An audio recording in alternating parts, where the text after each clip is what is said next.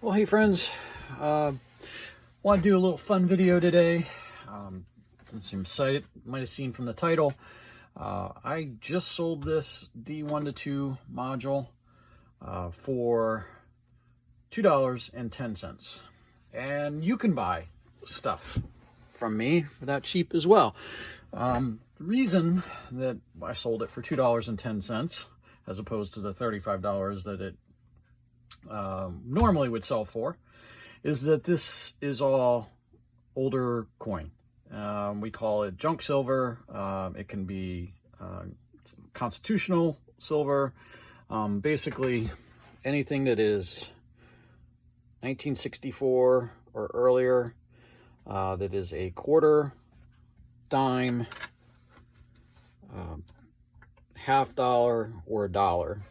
There are some instances where newer than 64 might have silver in it, but those are the easy ones that I'm looking for. And I will give a premium on it than what the face value is. So the face value obviously is quarter, 50 cents. It still is, but the silver stuff is this older coinage is 90% silver, and I pay based on the silver content. So I'm gonna just put right here what the current value as of the date that we did the trade of the items was. And there's a couple sites where you can go to determine the value. Coinflation is one of them. And so it basically will show you that 1/4 is equal to like $4 and something in terms of silver, and half is worth 8 something, and the dimes are worth $1.10 or something like that. So how I work it is, we'll set aside the items that you're interested in. You tell me exactly what coins you're going to send to me with a picture so that I can verify the dates, and then we will freeze the pricing as of the date we established the trade. So in this case, silver has gone up and down since we established this trade, but the price that I showed you here was the price that we had agreed on, and it was basically $35.07 for the module, which was $35. So you pay the shipping to me for the coins, I pay the shipping for you on the items that you're sending back. So where can you get this constitutional silver? In a lot of times, you might have some sitting around in a coin jar. You might have some old coins, especially if you had grandparents or parents that kept jars of coins. Take a look. I've had a number of people who have done trades like this. I just kind of wanted to highlight what we do.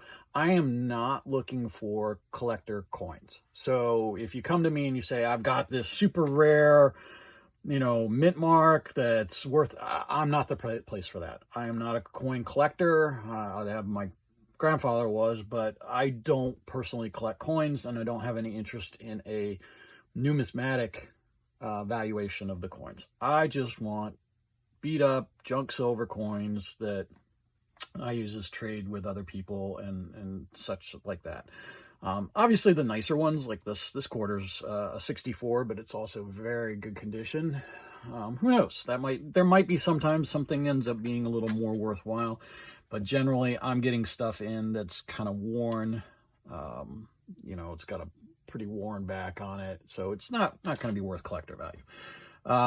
So what these were a Ben Franklin 1950 50-cent piece, a couple what they call mercury dimes, because they've got the picture of the mercury on there, and then 3 Roosevelt dimes, which are more what our modern dimes look like, but they did them in up to 64, the silver ones.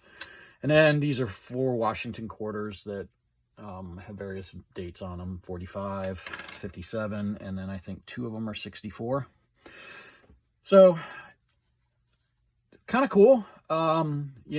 If you've got some of this lying around, I pay the full melt value of it. So whatever the site that we agree to at the date, I don't discount it. It's straight trade. So typically if you were to sell it at a coin shop, they're going to give you 70% value of it. In terms of trading for me, 100% straight trade. silver value for any of these coins that you might have. Anyway, give it a thought. Maybe you can pick up some of the stuff from for your collection with some old coins that are lying around in your house that you really don't have any use for. And obviously, if you do have any kind of like a silver bullion, like the new Silver Eagles that are currently made by the U.S. Mint, I would trade for those. It's different than this. It's a full 99% pure silver. I would give valuation trade for that, or even if you happen to have an old gold coin or something like that, we could work something out. Anyway, something to think about. Maybe this spurs you to go looking through that old coin jar and pick up some stuff you might have kicking around. Thanks for listening. We'll see you on the next one.